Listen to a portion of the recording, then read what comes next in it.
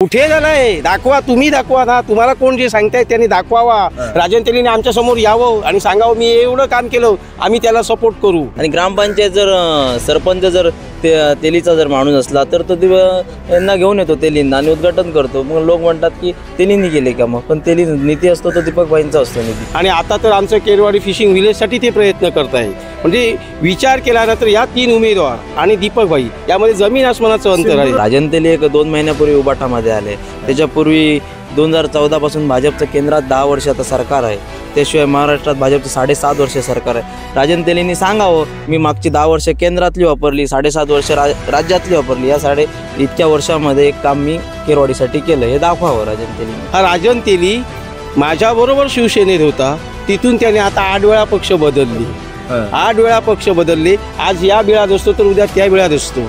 त्याने कुठचा विकास केला, कुणाला कधी आज तो केरवाडीत कधी आला, मच्छीमार आहेत का जिथे नाही ते बघायला। देवेंद्र फडणवीस सारखे तुमचे म्हणतात तुम्ही व्यवस्थापक तुमचे जवळ होते, केंद्रातले मंत्री जवळ होते, पण तुम्ही केरवाडीसाठी काय करू शकला नाही, तालुक्यासाठी काय करू शकला नाही। सिंधुरत्न आणि या सिंधुरत्नमध्ये सिंधुदुर्गातील मच्छीमारांसाठी आउटबोट इंजिन 75% अनुदानावर दिलं गेलं।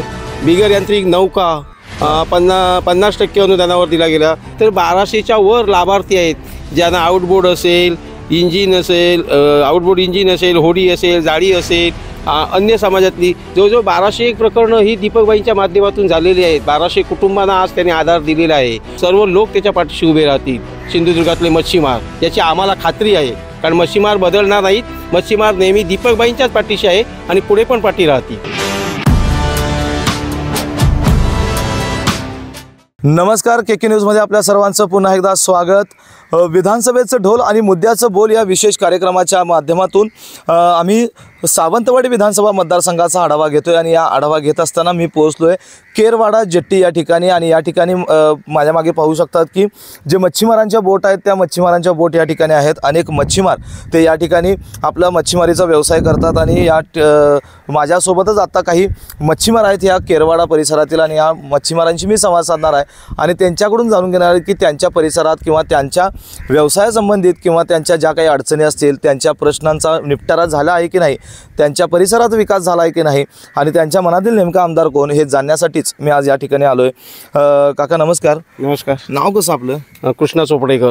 बर, आपण किती वर्ष हा व्यवसाय करताय? जवळजवळ आता 30 वर्ष झाली हा व्यवसाय। 30 वर्ष व्यवसाय करताय तुम्ही। काय परिस्थिती असते हो, तुम्ही या आता दिवसभरात जाताय की रातभरात जाता तिकडं? कसं मासेमारीचा व्यवसाय कसा असतो तो सीझनवर अवलंबून असतो। कधी सकाळची मासेमारी करावी लागते, कधी रात्रीची, म्हणजे 24 तास मासेमारीच हा विषय असतो आमचा। जर रात्री गेलो तर सकाळी जात नाही, सकाळी गेलो तर रात्री जात नाही, म्हणजे कुठच्या तरी टायमिंगला मासेमारी करावी लागते। पण मासेमारीची जर प्रगती बघितली तर या 5 वर्षातच काहीतरी मच्छीमारांसाठी केलं जात आहे। कोण कशाच्या माध्यमातून केलं जात आहे? कशाच्या म्हणजे शासनाच्या विविध ज्या योजना आहेत, सुरुवातीला आली चांदा बांधा, त्यानंतर सिंधुरत्न आणि या सिंधुरत्नमध्ये सिंधुदुर्गातील मच्छीमारांसाठी आउटबोट इंजिन 75% अनुदानावर दिलं गेलं। बिगर यांत्रिक नौका 50% अनुदानावर दिला गेला। तर संपूर्ण सेट म्हणजे इंजिन, जाळी आणि होडी याच्यावर सुद्धा सिंधुरत्नमध्ये सध्या 75% अनुदान दिलं जातं। म्हणजे साधारण 5 लाख रुपये कॉस्ट पकडली या व्यवसायाला तर त्याच्यातले 4 लाख रुपये शासनाकडून अनुदान दिलं जातं। अशा योजना ह्या गेल्या 2 वर्षामध्ये सुरू झाल्या आहेत। त्यापूर्वी शासनाकडून केंद्र सरकार असेल, महाराष्ट्र सरकार असेल, कोणीही काही केलं नव्हतं। एवढं सध्याचे जे विद्यमान आमदार आहेत दीपकभाई केसरकर यांनी केलेलं आहे आणि मच्छीमारांचा एवढा त्यांनी विकास केलेला आहे। मच्छीमाराबरोबर सिंधुरत्नमध्ये शेतकरी असतील, पुन्हा 12 बलुतेदार जे कलाकार असतील, या सगळ्यांना शेळी मेंढीचा व्यवसाय असेल, या सगळ्या प्रकारासाठी ते इथून आमदार आहेत, पण 3 वेळा आमदार असताना देखील त्यांच्याकडनं काही विकास कामं या परिसरात किंवा मतदारसंघामध्ये झाले नाही असं म्हणतात। आमच्या तर मतदारसंघाचा म्हणजे मच्छीमार भागाचा विचार करा, इतर भागातला आम्हाला तर एवढं काही माहीत नाही, पण केरवाडी म्हणजे रेडीपासून ते वेळाघर, ह्याच्या आरवली टाक वेळाघर हा आमचा शिरोडा मच्छीमार सहकारी संस्थेचा कार्यक्षेत्राचा भाग येतो। या भागाचा विचार केला तर दीपकबाईंनी रस्ता दिलेला आहे, जेटी दिलेली आहे, पुन्हा ॲडिशनल जेटी दिलेले आहेत, मासे उतरवण्यासाठी कट्टे दिलेले आहेत आणि आता तर ते टर्मिनल जेटी आणि जेटीला लागून पर्यटनाच्या माध्यमातून असा एक रस्ता नेलेला आहे खाली समुद्र किनाऱ्यावर. म्हणजे जवळजवळ ज्या मच्छीमारांच्या अडचणी आहेत त्या मच्छीमारांच्या 100% अडचणी हे दीपकबाई सोडवत आहेत. तर सर सांगता सांगता एक राहून गेलं की सर्वात महत्त्वाचं काम म्हणजे की आम्ही मासेमारी करतो ज्यावेळी मासे भरपूर मिळतात किंवा त्याला योग्य भाव मिळावा या बाबतीत दीपकभाईने दूरदृष्टीने विचार करून मच्छीमारांसाठी इन्सुलेट व्हॅन जवळजवळ ज्या इन्सुलेट व्हॅनची किंमत 10 लाख रुपये आहे ती आज 75% अनुदानावर चांदा टू बांधा आणि आता बदललेल्या योजना म्हणजे सिंधुरत्नमध्ये दिलेल्या आहेत. आणि या सिंधुरत्नचे जवळजवळ जिल्ह्याचा जर विचार केला तर 1200च्या वर लाभार्थी आहेत ज्यांना आउटबोर्ड असेल, इंजिन असेल, आउटबोर्ड इंजिन असेल, होडी असेल, जाळी असेल, अन्य समाजातली जवळजवळ 1201 प्रकरणं ही दीपकबाईंच्या माध्यमातून झालेली आहेत. 1200 कुटुंबांना आज त्यांनी आधार दिलेला आहे. आणि याच्याबरोबरच हा विचार करत असतानासुद्धा आमचं राहणीमान, कारण आमचा हा व्यवसाय असल्यामुळे तो थोडासा धोकादायक असतो. कधीही रात्री इत्रीचं आम्ही काम करत असल्यामुळे याला नियमितता मुळीच नाही. त्यामुळे काही होऊ शकतं. कोणाला अटॅक येतो, कोणाचा मासा चावतो, कुठे पायाला काही इजा होते, होडीवर असताना इंजनला आपटलं जातं. त्यावेळी महत्त्वाचं म्हणजे की ॲम्ब्युलन्सची गरज असते. आणि इथे जवळपास आपल्या सिंधुदुर्गामध्ये सुसज्ज हॉस्पिटल आहे. आम्हाला शक्यतो गोव्यालाच जावं लागतं. या बाबतीतसुद्धा आम्ही ज्यावेळी दीपकबाईंशी बोललो त्यावेळी जवळजवळ आम्हाला पण दिलेली आहे. वेंगुर्ल्यात पण म्हणजे बऱ्याच ठिकाणी दीपकबाईच्या माध्यमातून सुसज्ज ॲम्ब्युलन्स दिले गेलेले आहेत. यामुळे आमचं राहणीमानाची सुद्धा ते काळजी करतायत. असा हा जो माणूस आहे ना, नक्कीच काय सर्व लोक त्याच्या पाठीशी उभे राहतील. सिंधुदुर्गातले मच्छीमार याची आम्हाला खात्री आहे, कारण मच्छीमार बदलणार नाहीत. मच्छीमार नेहमी दीपकबाईंच्याच पाठीशी आहे आणि पुढे पण पाठी राहतील. दीपकभाई तुमचे प्रश्न सोडवतात असं यांचं म्हणणं आहे. तुम्हाला काय वाटतंय दीपकभाईंनी खरोखरच विकास कामं केलेत का? कारण आता विरोधकांकडनं असं म्हटलं जाते की काही नाही, आता त्यांच्याकडनं विकास झालेलाच नाही आहे. आता हा जो विकास झालेला आहे तो तुमच्या डोळ्यासमोर आहे. हा जाळी उतरण्यासाठी जो रॅम आहे तो विकासबाईंच्या माध्यमातून झालेला आहे. आता जो तुम्ही रस्त्यावरून आला आहे हा रस्ता कित्येक वर्ष आम्हाला कशी पायवाट करून मोठ्या मोठ्या खडकातून वर समुद्राकडे चालत जायची वाट होती. आज दीपकबाईंच्या माध्यमातून व्यवस्थित चांगला रस्ता झालेला आहे. त्याशिवाय माती सगळी आत पडत होती. आता बघा, जरा झूम करून तिकडे बघा, हवं तर तिकडे जाऊया. तो सगळा स्पष्ट बंधारा तिकडे झालेला आहे. अजून ही जेटी पुन्हा मोठी झालेली आहे, पण अजून टेंडर आलेला आहे. हे आचारसंहितेमुळे हे राहिलेलं आहे. हा पुन्हा ही जेटी पुन्हा मोठी होणार. अशी बहुतेक कित्येक कामं दीपकभाईंनी केलेली आहे. तसं तुम्ही म्हणताय जेट्टी तुमचा आता मोठा करायचा आहे किंवा जाळी उतरण्यासाठी जो काही कट्टा होता तो कट्टा त्यांनी केलेला आहे असं तुम्ही म्हणताय. मग विरोधकांकडून असं का सांगितलं जाते की आता तिने थांबावं, बदल व्हायला पाहिजे इथं? आता विरोधकांचं ते कामच आहे ना. विरोधकांना तसं केल्याशिवाय हेच नाही ना. विरोधकांचं कामच आहे म्हणून ते करतात. काय वाटते हो दादा, तुम्हाला तुमच्या मनातला आमदार कोण असावा? केसरकर भाईच. का हो? कारण त्यांनी खूप आमची केलेली आहे, प्रगती केलेली आहे. बर, असं म्हणतात की दीपकभाई केसरकर जे तुमचे आमदार आहेत त्यांनी फक्त ठराविक लोकांचाच विकास केलेला आहे. ते आता काय आम्ही काय सांगू शकतो ना. तसं आपला विकास झालेला आहे ना इकडे, म्हणून आम्ही त्यांचा गुण गातो आहे. जरा आमची फक्त एक अडचण राहिली म्हणजे ते फक्त हे जे केरळ कर्नाटकमधून जे हायस्पीड ट्रॉलर येतात ते 50, 60, 100 ट्रॉलर एक साथ येतात, आमच्या जाळ्यावरून जातात आणि जाळ्याचं नुकसान करतात.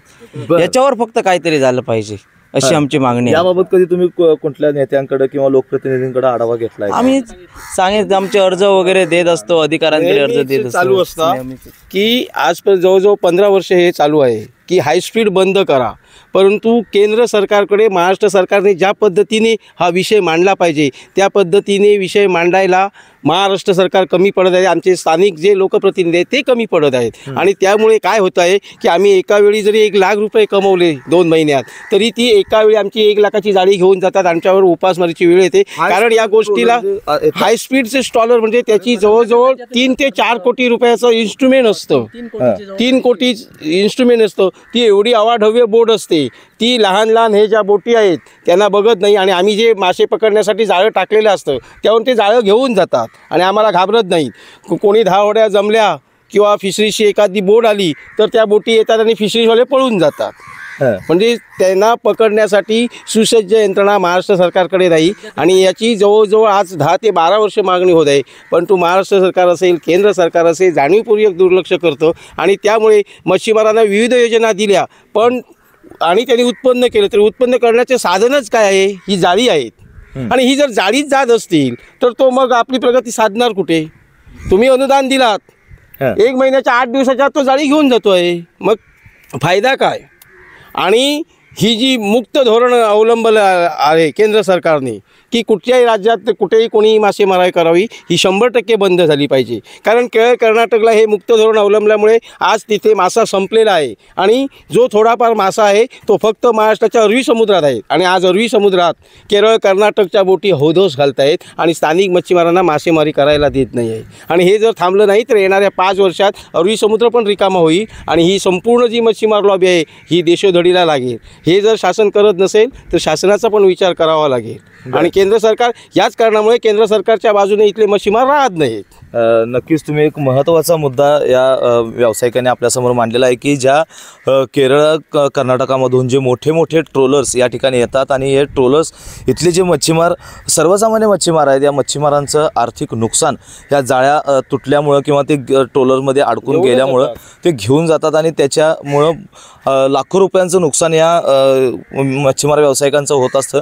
त्यामुळं मुक्त मच्छीमार व्यवसाय जो धोरण आहे ते धोरण कुठंतरी थांबलं पाहिजे यासाठी शासनाकडे गेल्या 12 वर्षापासून पाठपुरावा करत आहेत आणि स्थानिक लोकप्रतिनिधी देखील यामध्ये दुर्लक्ष करत असल्याची प्रतिक्रिया या ठिकाणी व्यक्त केल्या आहेत. आता जर सध्याच्या घडीचा विचार जर केला आपल्या इथं मातबर नेते समजले जातात जे राजन तेली आहेत, अर्चना घारे परब आहेत आणि विशाल परब आहेत आणि विद्यमान आमदार आता चौथ्यांदा या निवडणुकीच्या रिंगणात आहेत.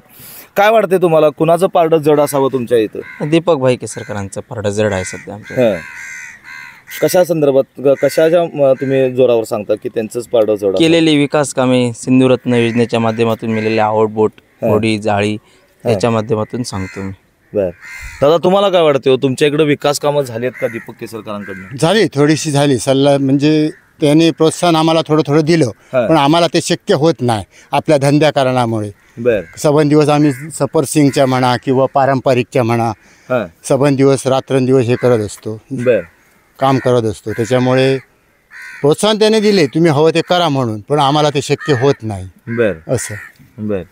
पर्यटनच्या दृष्टीने पण सुद्धा खूप दिलंय त्यांनी, सांगितलं पण. हां, पण लोक म्हणतात की त्यांनी पर्यटनाच्या दृष्टीने असेल, विकास कामाच्या दृष्टीने असेल, त्यांच्याकडनं काहीच झालेलं नाही आहे. शेवटी जनतेचं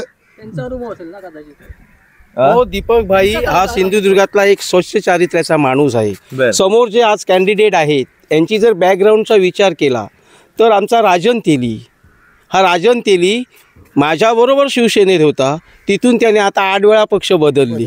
8 वेळा पक्ष बदलले. आज या बिळात असतो तर उद्या त्या बिळात असतो. त्याने कुठचा विकास केला, कुणाला कधी आज तो केरवाडीत कधी आला, मच्छीमार आहेत का जिथे नाही ते बघायला? तेलींच्या माध्यमातून तर भरपूर विकास झाला म्हणे. कुठे झालाय? दाखवा, तुम्ही दाखवा ना. तुम्हाला कोण जे सांगताय त्यांनी दाखवावा. राजन तेलीने आमच्या समोर यावं आणि सांगावं मी एवढं काम केलं, आम्ही त्याला सपोर्ट करू. त्याची हिंमत असेल तर त्यांनी सांगावं केरवाडी देऊन हे मी एक काम मच्छीमारांसाठी केलं वेंगुर्ला तालुक्यामध्ये, दाखवावं त्याने कुठचं काम केलं आहे. तर विशाल परब येतो आहे, क्रिकेटच्या टुर्नामेंटसाठी पैसे देतो आहे, पोरगे त्याच्या पाठी, कारण तो तरुण आहे. मुलं ही कशी तरुणाईच्या पाठीमागे आहेत, हाच बॅग घेऊन उभा आहे. याच्या व्यतिरिक्त त्याच्याजवळ काही नाही आहे. अर्चना घारे कुठे आहे?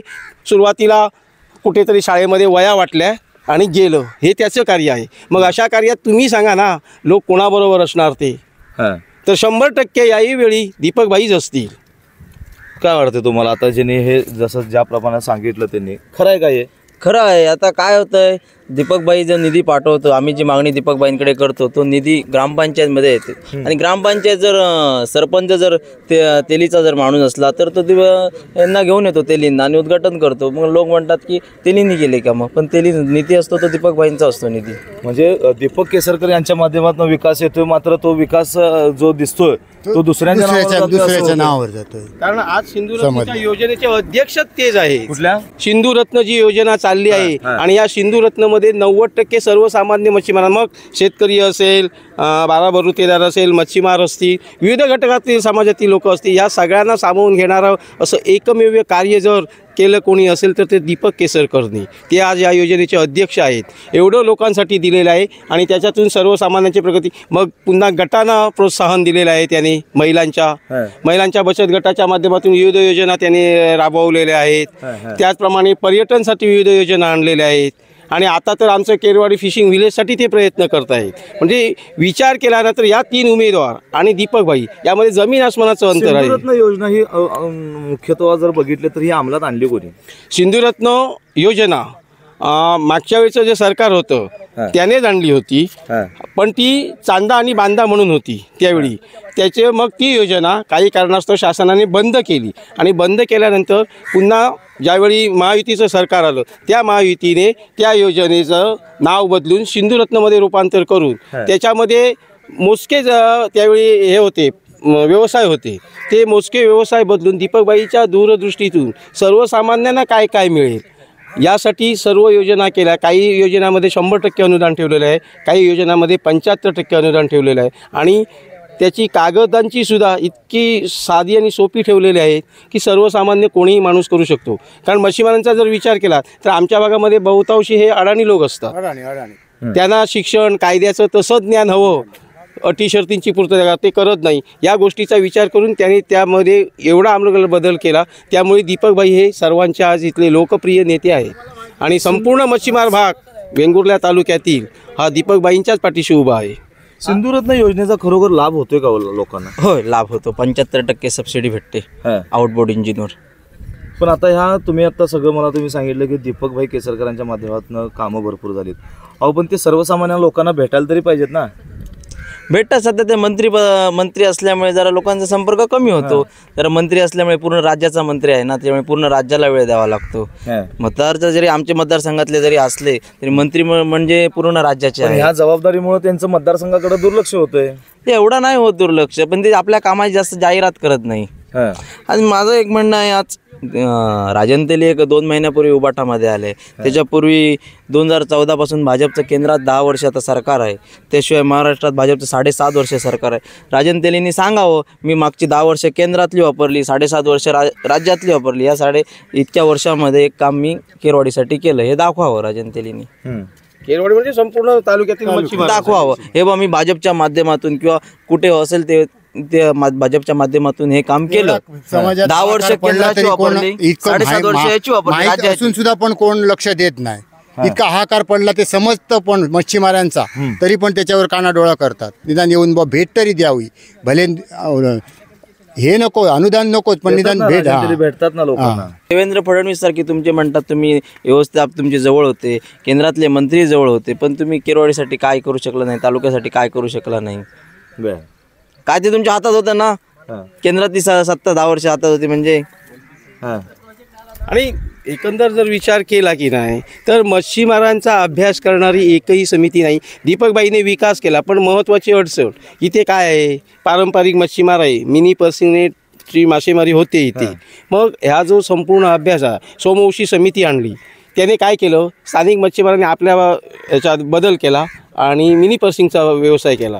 मग त्याच्यावर सुद्धा पर्सनेटप्रमाणेच बंदी. कारण जे लोक नेमली जातात मच्छीमारांच्या विकासावर अभ्यास करण्यासाठी ही वरच्या पट्ट्यातली नेमतात, ज्यांना मासेमारीतलं काही कळत नाही.